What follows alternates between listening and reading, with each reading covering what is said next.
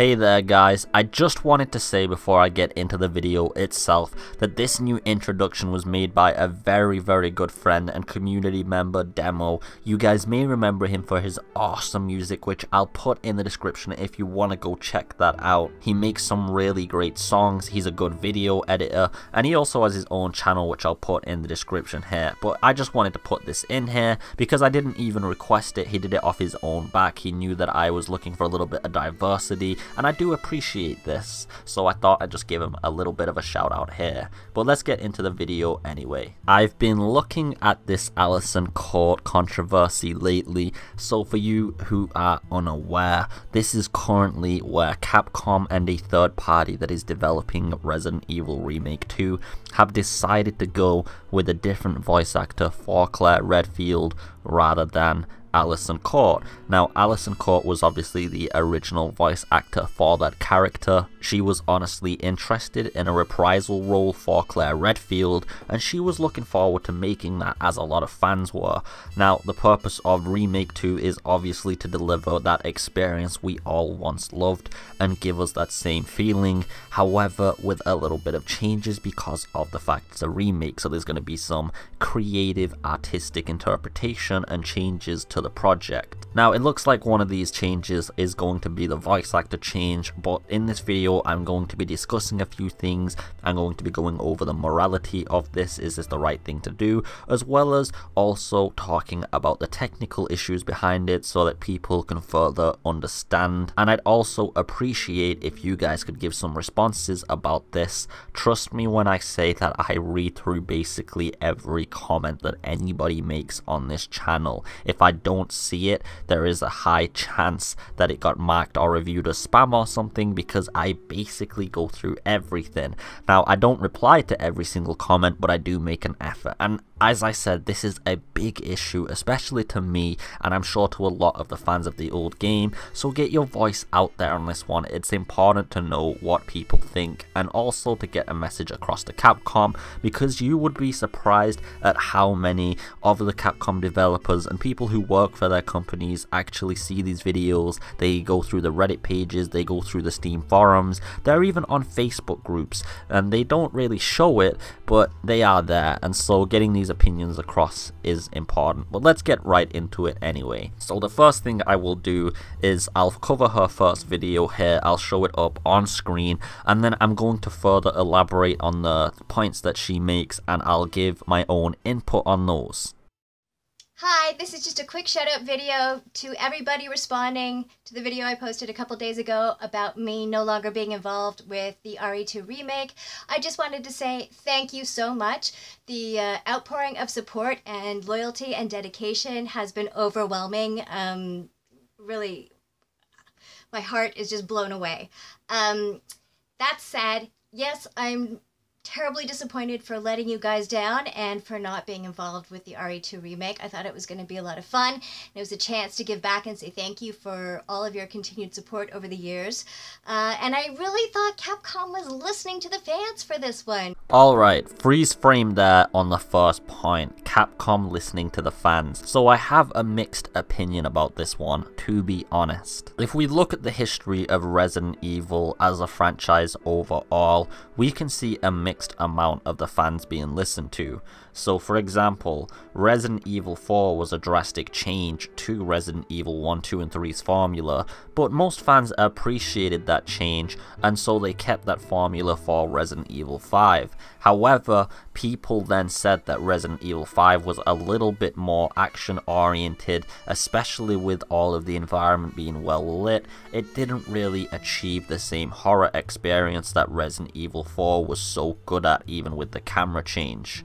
Now, the thing is, Resident Evil 4 is also more action oriented, but because of the atmosphere and other things such as having to constantly babysit, it adds on to the tension very well. Some of the parts about the game that people hate are actually what made it so perfect. Yeah, it just added so much to it, but Resident Evil 5 kind of made it like an action movie. People didn't really appreciate that. So when Resident Evil 6 was made and it was almost like a Michael Bay movie in realization, it just kind of seemed like Capcom didn't really listen. But then they made the Revelations titles, and they were going back to kind of like the old Resident Evil 4 style. There were some very dramatic moments in that game. The bosses were very intense and disfigured, you know, and again, it threw some very large amounts of enemies at you in moments that were just completely claustrophobic would be the word.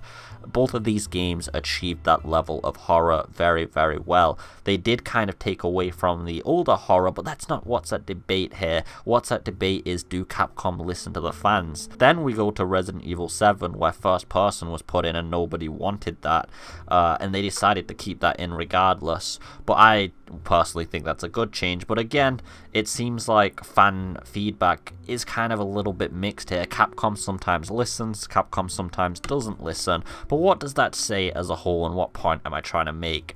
Basically, if Capcom does get a message, there is a good chance, actually a very good chance, that some kind of response may occur, or improvement is made, or something that we liked is kept in.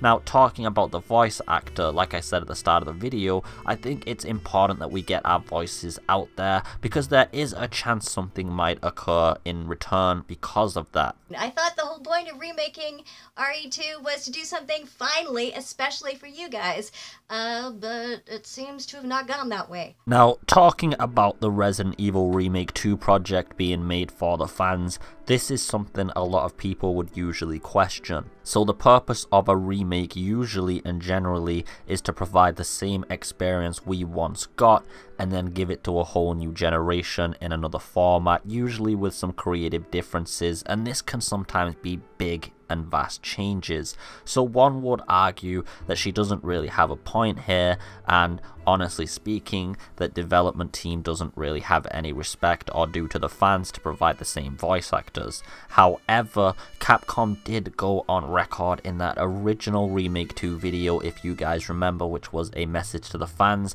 So the video was already a message to the fans. That's fans of the old game, and you could say the new games, but I think that definitely is towards the older games. But just to further cement this, they do go on record saying that this is happening because of the fans' demand for it, that they want to provide the fans' experience, and even going as far to say as our feedback is important and will be listened to. So I'm guessing based on all of the controversy and all of the responses we give them, we will see if they will honor their message. And just to add on, it does seem like Allison has a very good point when she says this was supposed to be developed for us fans especially. I don't know. It's one thing to make a decision to replace me for a creative choice, and I totally get that, and I totally support new producers coming on board, seeing a different way to revitalize a franchise and making a different creative decision. Fine, go for it. But if the only reason they chose to replace me is because they want to go non-union, it's petty, it's disrespectful, it's disrespectful to me, it's disrespectful to the other performance artists out there, whether it's full capture, motion capture, voice performers. Everybody deserves a proper wage for what they're doing. Now, talking about this next point, I knew this is where people would be the most confused. To simplify it all, as it is a long topic, unions basically create a fair and equal working environment for employees, as well as tries to give them a living wage and compensate for the inflation of the economy each year and other changes in lifestyle costs, etc. Voice acting, amongst other working roles such as acting, can cause actual damage to the body. Voice actors are actually well known for causing damage to their vocal cords, and this is a major point that was being made lately over voice actors, and they want to be paid more. Now, the companies they are working for are worth ludicrous amounts of money. It's ridiculous that they don't want to pay their voice actors more. If you consider singers and actors who represent large groups or carry their roles really well. So if you look at any actor, take your favorite actor and look at the roles they carried in the movies, can you really say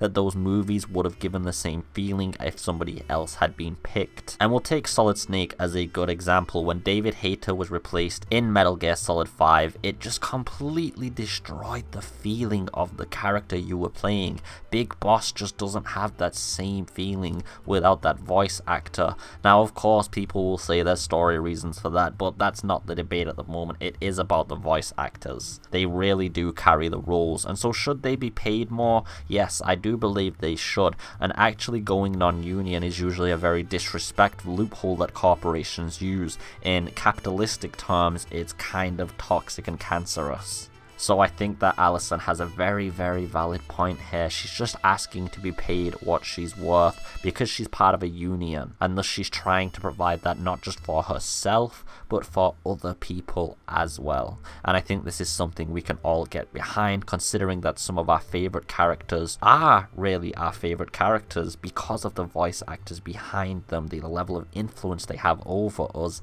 is major. But most importantly, it's disrespectful to you guys. So I hope something changes with this, and I hope you get what you want.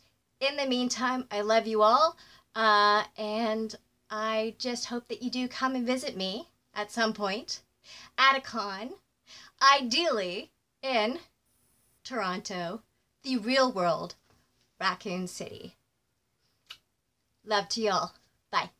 So yeah, at the end of the day, it looks like all of the support is on Allison's side. This is just my personal opinion, of course, but this video was providing points on what I believe. I think what's happening here is quite disrespectful. Now remember, this isn't only Capcom's decision, it's more the third-party company was the ones who made the decision not to include Allison and go non-union, but Capcom does have the levity and also the authority to make that decision change. So I would give some very constructive and positive feedback to Capcom and let them know this is kind of what we want, especially if you agree with the message. However, if you do disagree with the message and you don't think that Allison should come back, that's fair, and I would love to hear your reasons as to why, and I'll politely and respectfully debate you about that issue if you want to.